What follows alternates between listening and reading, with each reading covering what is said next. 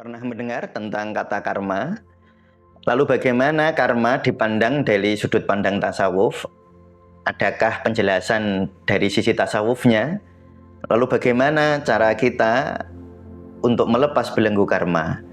Doa apa saja yang bisa kita baca? Yang doa itu bermanfaat bagi kita untuk melepas belenggu karma kita?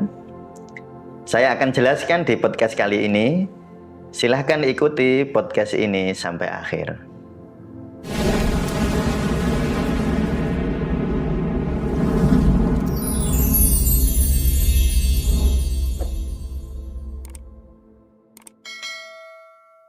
Assalamualaikum warahmatullahi wabarakatuh. Waalaikumsalam warahmatullahi Halo wabarakatuh. teman-teman Sufi, kita kembali lagi di Tasawuf Indonesia. Ya, Oke apa? Minggu kemarin kita sudah membahas tentang karma yang ternyata selaras dengan ilmu tasawuf ya Pak. oh ya. Nah sekarang kita akan membahas bagaimana ketika orang itu sudah berusaha tapi tetap jatuh ke lubang masalah yang sama berkali-kali Pak. Oh iya. Itu kenapa Pak? Yaitu pada prinsipnya saya jawab dulu ya. Itu pada prinsipnya karena akumulasi memori yang tersimpan di bawah sadar. Lalu menjadi semacam magnet atau vibrasi, Mas. Jadi orang itu kalau mengalami misalnya pernah melakukan sesuatu berulang-ulang ya. Iya. Berpola kan terus menjadi akumulasi memori. Atau kita bisa menyebut sebagai memori karmiknya. Nah itu nanti dia mengumpul memori yang terakumulasi itu kan bekerja bawah sadar, bukan di pikiran kita. Nanti itu mengubah cara orang melihat, cara seseorang mensikapi sepersekian detik terhadap sebuah realitas gitu. Yang kadang-kadang itu membuat orang lain itu membaca tanpa sadar juga. Lalu terjadi hal-hal yang seperti tadi Mas Fatih bilang. Itu berulang, itu problem-problem berulang ya. Nah baik, sekarang saya masuk ke konsep tentang yang Mas Fatih tanyakan itu ya. Saya akan membacakan sebuah hadis dulu ya Mas Fatih ya. Ya. Ini hadis ini sangat selaras dengan konsep-konsep yang sekilas tadi sudah kita bahas. Jadi Rasulullah itu dawuh ya dalam hadis riwayat Imam Tirmidzi dari Abu Hurairah ya. Kanjeng Nabi itu dawuh gini Mas.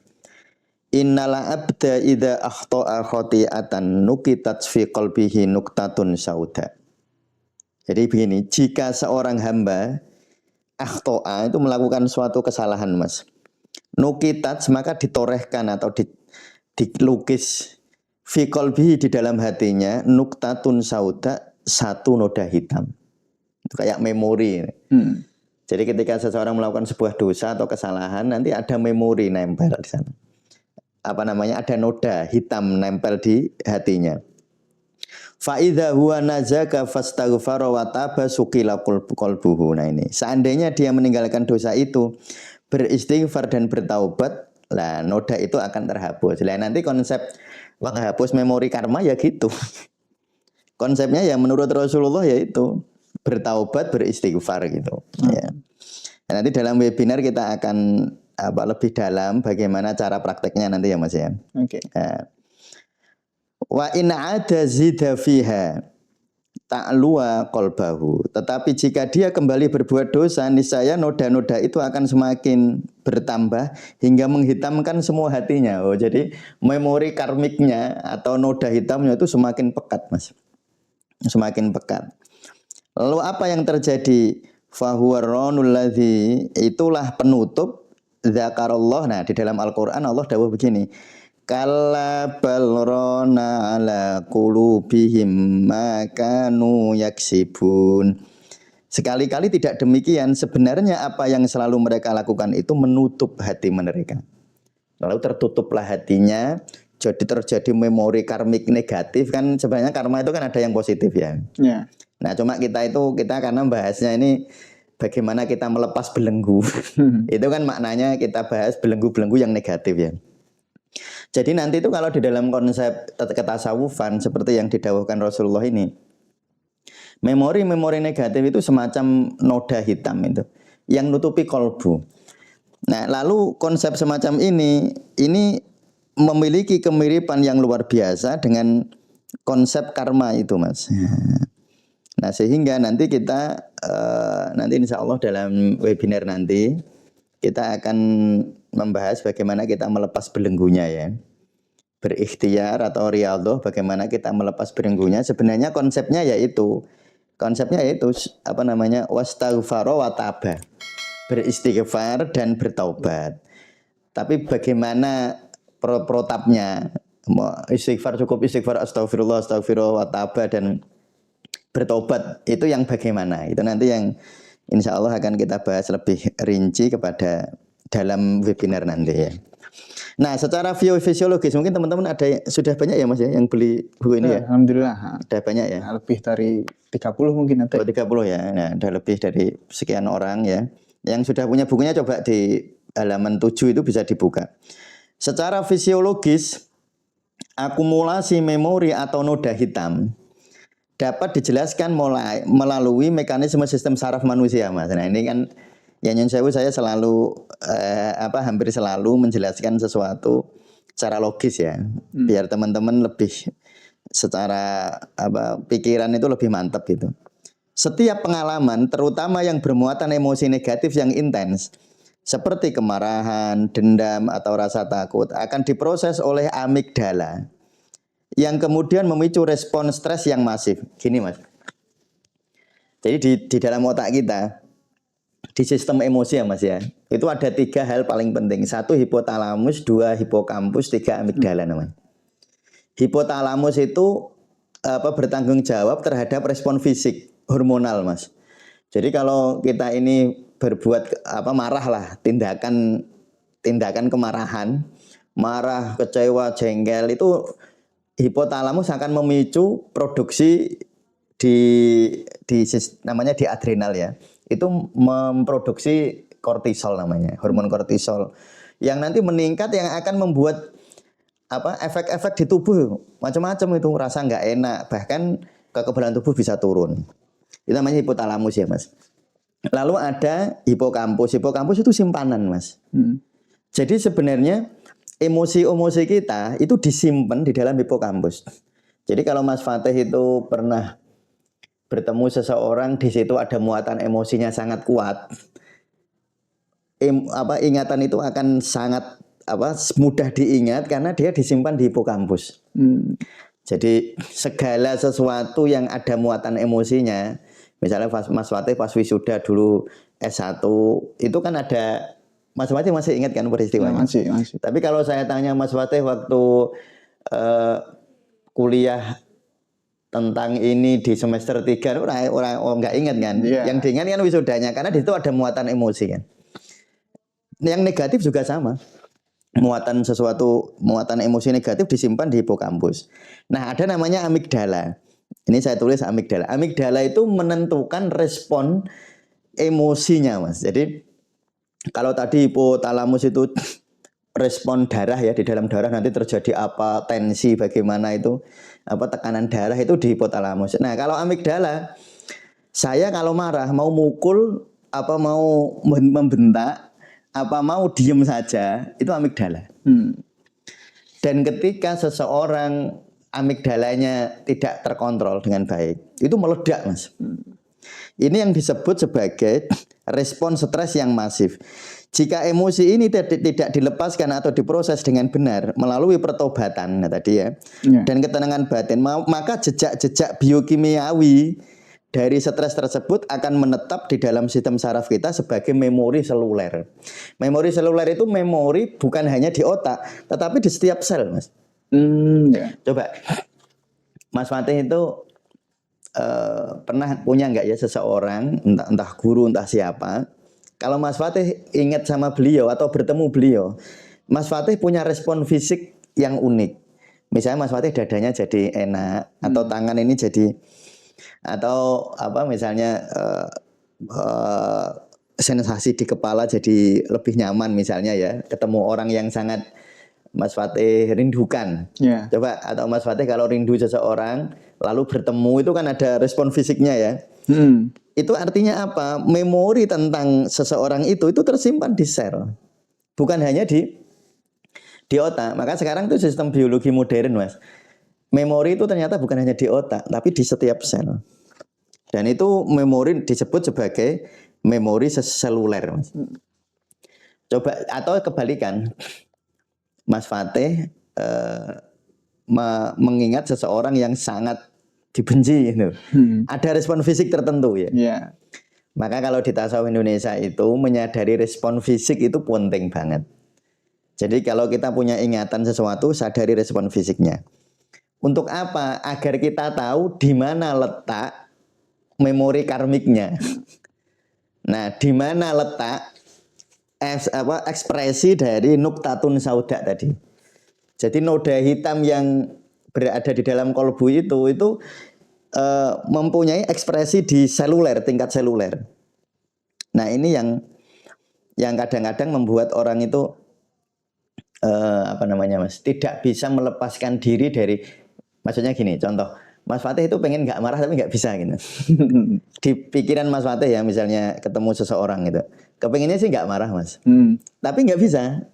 Nah, itu kadang-kadang orang terjebak muter-muter di situ. Ya misal kayak orang pas jengkel terus ketemu buat minta maaf, tangannya ngangkat pun ini berat rasanya. Ya berat, gitu. Padahal pikirannya jana ya kepengen gitu. Ya hampir semua orang itu pengen memaafkan sih Mas. Karena hampir pikiran semua orang itu tahu memaafkan baik, iya nggak? Iya.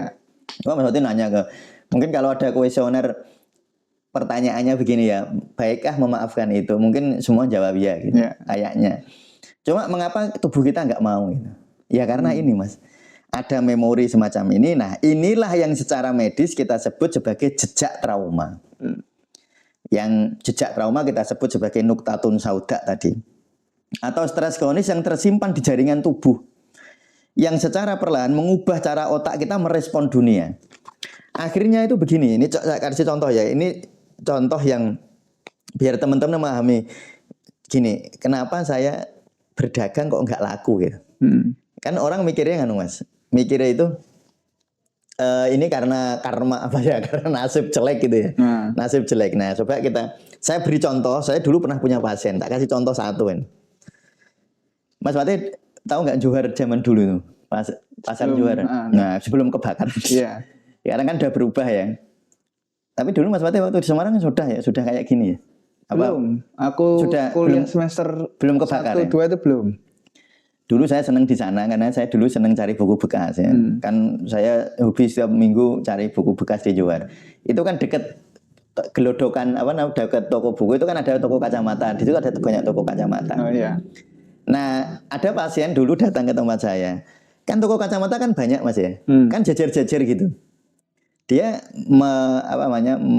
datang ke tempat saya itu mengeluhnya begini Mas. Ustadz, kita itu di pasar Johar, itu toko banyak, jejer-jejer, harga kacamatanya sama, kualitasnya sama, tapi kenapa yang laku kok sebelah saya enggak?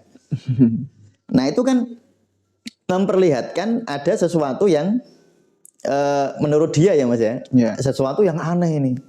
Apa saya diguna-guna sama toko sebelah saya? Orang seringnya mikirnya kan gitu ya.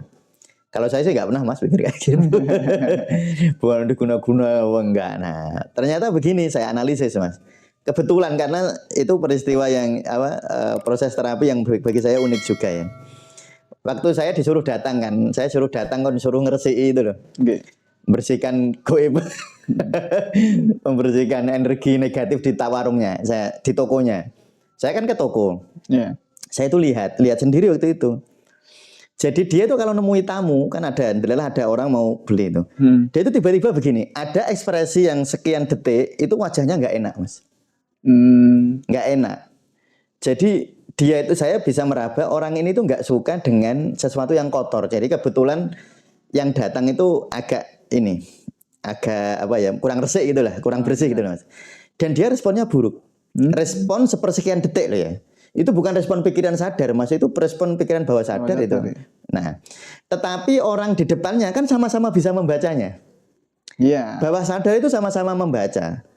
Jadi rupanya ya setelah saya teliti, ibu ini itu jengkel terhadap debu. Kejengkelannya terhadap debu itu luar biasa. Jadi terus bapaknya yang ya suka sok jaga di situ bareng itu cerita, istri saya itu kalau sama debu itu jengkel. Pokoknya kalau ada debu pasti dibersihkan, harus bersih gini. Nah, rupanya itu memori karmik namanya, Mas. Jadi kejengkelan dia terhadap debu itu. Nah ini contoh ya, nanti teman-teman ini jadi contoh baik sebenarnya. Biar memahami karma kok bisa berefek ke hal-hal rezeki, jodoh itu kenapa gitu. Itu ya gitu. Jadi rupanya dia kalau ketemu orang misalnya pecinya berdebu, itu dia nggak suka. Lalu dia merespon secara negatif, Mas. Wajahnya jadi kayak ih gitu loh. Dan orangnya kan nggak nyaman jadinya. Nah rupanya tokonya nggak laku itu bukan karena energi negatif yang dari luar. Tokonya nggak laku atau pembelinya sedikit itu karena dia respon bawah sadarnya negatif terhadap pelanggan. Akibat dia terlalu protektif, jangan-jangan orang ini ada debunya gitu. Yang bawa kotor itu bawa kotor, iya. Jadi dia tuh nggak nyaman lihat lain-lain gitu. Iya. Dan kalau orang beli kayak gitu ya nggak ada yang suka sih, Mas. Coba Mas Fatih itu beli sesuatu, terus orangnya lihat Mas Fatih dulu gitu. Ini orangnya bersih apa enggak, kan kayak gimana gitu kan, rasanya nggak enak. Dan itu bisa dibaca oleh bawah sadar orang. Nah rupanya itu yang membuat dia komunikasinya nggak bagus, Mas, sama orang. Nah jadi komunikasi tidak baik itu bukan hanya akibat dari pelajaran di sadar, tapi justru sangat dipengaruhi oleh bawah sadar. Orang kalau di bawah sadarnya kebak trauma, Mas. Kebak fobia, kebak trauma, otomatis cara berkomunikasinya terutama terhadap objek yang dianggap ada itu akan mengganggu cara dia berkomunikasi. Nanti kalau kita mau belajar lebih lanjut, jadi mengubah micro expression. Jadi ekspresi mikro yang hanya dibaca oleh bawah sadar lawannya juga, lawan bicaranya gitu. Nah itu contoh ya. Itu contoh yang mungkin biar teman-teman, saya berharap teman-teman nanti memahami tentang ini tuh logis gitu. Biar nggak terlalu karma itu kayak makhluk apa kayak seperti Mas Fatih bilang, karma itu bukan hukuman, karma itu hukum.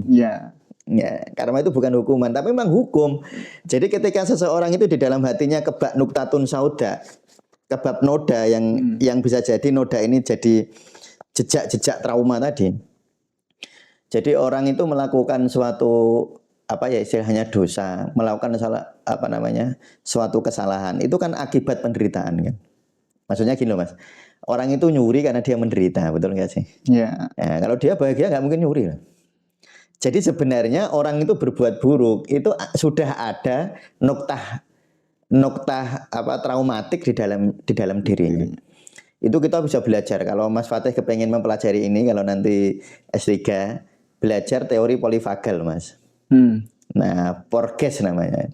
Nanti Mas Fatih belajar itu, nanti di situ akan dipelajari bahwa respon seseorang ketika bertemu orang lain atau bertemu objek itu sepersekian detik. Itu sangat cepat dan dipengaruhi oleh bawah sadarnya, di mana bawah sadar itu gudang-gudang dari memori-memori karmik gitu. Kita sebut memori karmik itu. Nah itu ya, saya kira itu yang saya ingin sebagai pendahuluan sebelum kita masuk ke webinar nanti. Nanti setelah webinar juga kita akan bahas 1 atau 2 kali ya, Mas ya, tentang karma itu. Ya setelah webinar juga. Nanti semoga ada tutorialnya, barusan saya buat lah. Nah tapi untuk kali ini saya akan memberikan, kan tadi begini, Rasulullah itu kan memberi resepnya begini ya. Fa'idha huwa naza'a wastaghfara wa taba. Nah ini, ketika dia mulai mau meninggalkan dosa itu, mulai beristighfar dan bertaubat, sukila qalbuhu, maka hatinya akan bersih atau nodanya tadi dihapus. Noda hitamnya tadi dihapus. Nah, sekarang saya akan memberikan doa-doa ya, bagaimana kita melepas belenggu karma ya, Mas ya. Ini doanya. Doa ini saya ambil dari hadis ya. Ya, biar teman-teman mantap ya. Doa ini dari hadis. Pertama, hadis riwayat Imam Tirmidzi. Jadi nanti doanya itu begini, Mas. Ini doa yang tadi, biar kita bertobat. Untuk tobat kudu sadar dulu. Sadar bahwa wong itu tobat, nah orang ngakoni salah kan rasa tobat, Mas. Maksudnya orang-orang nggak merasa bersalah tobat itu kan nggak mau. Nah ini sebenarnya kesadaran ke situ dulu. Berarti dia nggak catat memori di dalamnya. Nah iya, dia nggak mengakui ada memori. Nah kalau nggak ngaku misalnya gini, Mas Fatih saya bilang, Mas kamarmu kotor bersihin. Mas Fatih enggak kotor. Nah kalau Mas Fatih merasa nggak kotor kan nggak mau bersihin. Iya. Nah di sini dalam hadis riwayat Imam Tirmidzi ya doanya begini. Allahumma alimal ghaibi wasyahadah fatiras samawati wal ard rabba kulli syai'in wa malikah asyhadu an la ilaha illa anta a'udzu bika min syarri nafsi. Nah ini loh. Ya Allah, aku berlindung kepadamu dari bahaya diriku sendiri. Loh itu maksudnya. Jadi yang bahaya itu bukan hanya setan, yang di luar maksudnya, bukan hanya jin. Tapi Rasulullah itu juga mengajarkan kepada kita untuk a'udzubika min syarri nafsi. Dari kejahatan bahayanya diriku sendiri. Ya itu kan namanya karma, Mas. Dan kita akui memang kita itu, ya makanya doanya Nabi Adam ya Rabbana dzolamna anfusana. Yang mendolimi diri saya. Nah itu kan sebenarnya karma itu. Terus aja nyalahke wong gitu. Maksudnya jangan nyalahke misalnya tadi ya, kalau saya beri contoh tadi, kacamatanya nggak laku ya jangan nyalahke toko lainnya lah. Nah, itu namanya bukan Rabbana dzolamna anfusana. Itu orang nggak sadar, Mas. Nah, yang kayak gitu yang susah melepas belenggu karmanya susah itu. Karena dia menganggap bahwa karma ini dibentuk oleh orang. Padahal namanya karma itu dibentuk oleh diri kita sendiri, Mas. Nah, ya kemarin ada yang nanya sih di podcast yang kemarin tentang kalau karma apa namanya, bisakah orang itu mendapatkan efek karma dari orang tua atau leluhur? Ya, itu sebenarnya bukan, kalau nanti kita bahas lebih rinci ya waktu di webinar ya, Mas ya. Jadi kalau secara fisik dan emosi ya, Mas ya, memang manusia itu mau tidak mau ada pengaruh dari orang tua, betul nggak sih? Ya betul. Mas Fatih rambutnya kayak gitu kan mesti niru bapak atau mama kan? Dari orang tua. Iya gitu. Orang tuanya ya nyun sewu diabetes gitu. Ya otomatis anaknya lebih punya kemungkinan diabetes walaupun nggak pasti juga. Ya. Tapi kemungkinan itu selalu ada karena fisik, Mas ya. Fisik, emosi itu nggak bisa sendirian, Mas. Termasuk orang itu, Mas Fatih orangnya tegas gini. Mungkin niru papa kan. Ya. Nah, jadi itu ada aspek-aspek kayak gitu. Tetapi kalau seseorang lalu menganggap bahwa saya begini karena orang tua saya, dia melepaskan diri dari tanggung jawab, Mas. Angel. Kalau orang kayak gitu melepas belenggu karmanya susah. Karena dia menimpakan problem dirinya terhadap orang lain. Bahwa secara ciri fisik dan ciri emosi itu memang bisa nurun, tetapi respon kita tergantung kita.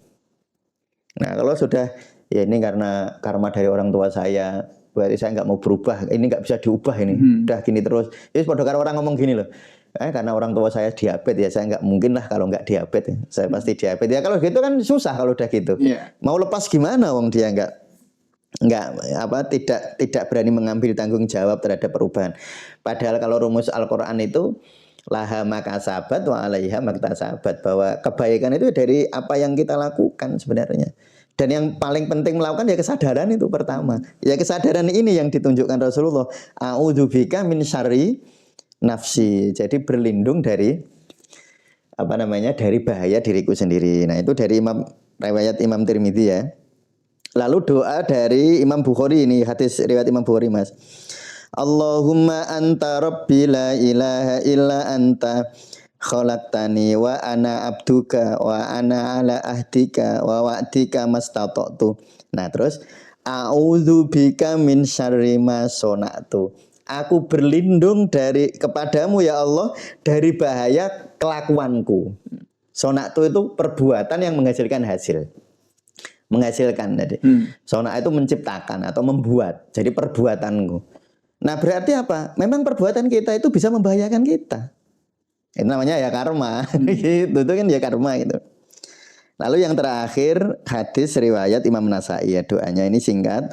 Allahumma inni a'udzubika min syarri ma amiltu. Tapi di sini ada lebih unik lagi, ada lanjutannya wa min syarri ma lam a'lam. Ma lam a'mal. Allahumma inni a'udzubika, ya Allah aku berlindung kepadamu min syarri ma amiltu, dari bahayanya amalku. Nah, ternyata yang membahayakan kita itu bukan orang luar, bukan dunia luar, bukan karena ya jangan bahwa ciri fisik dan ciri emosi itu bisa diturunkan, iya. Ya itu ya betul. Memang hukum alam lah. Ya hukum alam nek cara wong Jawa kacang ora ninggal lanjaran ya. Ya. Itu betul, tetapi meresponnya tergantung kita. Makanya di sini Rasulullah itu mengingatkan kita doa-doanya, Allahumma inni a'udzubika min syarri ma amiltu. Nah, bagaimana cara kita nanti berdoa Mas Fatih ya? Terus nanti zikir nafasnya bagaimana? Nanti akan saya buat tutorial ya. Zikir nafas yang untuk ini, untuk mengamalkan doa ini. Ya. Kenapa kok pakai zikir nafas? Agar saat berdoa kita lebih mendalam rasanya. Biar lebih terhayati. Karena semakin dalam rasa doa, seperti dulu pernah saya jelaskan, ketika doa itu dirasakan begitu dalam, dia bisa masuk ke ruang-ruang bawah sadar. Dan cirinya yang paling bagus itu ketika berdoa ada sensasi tubuh. Jadi ketika doa merinding. Kalau Mas Fatih doa merinding, doa sampai bisa menangis, itu sebenarnya masuk ke bawah sadar Mas. Nah itu nanti insya Allah di webinar kita akan saya jelaskan. Ini doa-doa ini nanti insya Allah saya kirim ke grup ini. Oke. Ya, saya kira gitu Mas Fatih. Oke. Baik teman-teman, ya. Jadi untuk di webinar tanggal 26 nanti kita akan membahas cara membersihkan noda hati tadi ya Pak. Oh ya, noda noktatun sauda. Saudah. Ya. Dan perlu diingat teman-teman, webinar akan dilaksanakan pada tanggal 26 April. Dan webinar ini diadakan secara gratis buat teman-teman ya. Ya. Silahkan ikut. Untuk pendaftaran silahkan chat admin kita di bawah ya. Link WA kita taruh di deskripsi. Ya. Dan untuk teman-teman yang ingin membeli buku Karma ya Pak, buku Jalan Sufi Memutus Rantai Karma, teman-teman bisa melihatnya di toko kami, di Shopee, di Tokopedia, maupun jika ingin membeli dalam bentuk e-book, teman-teman bisa mampir di link ID kami. Kita menyediakan di sana. Dan cukup sekian. Wassalamualaikum warahmatullahi wabarakatuh. Waalaikumsalam warahmatullahi wabarakatuh.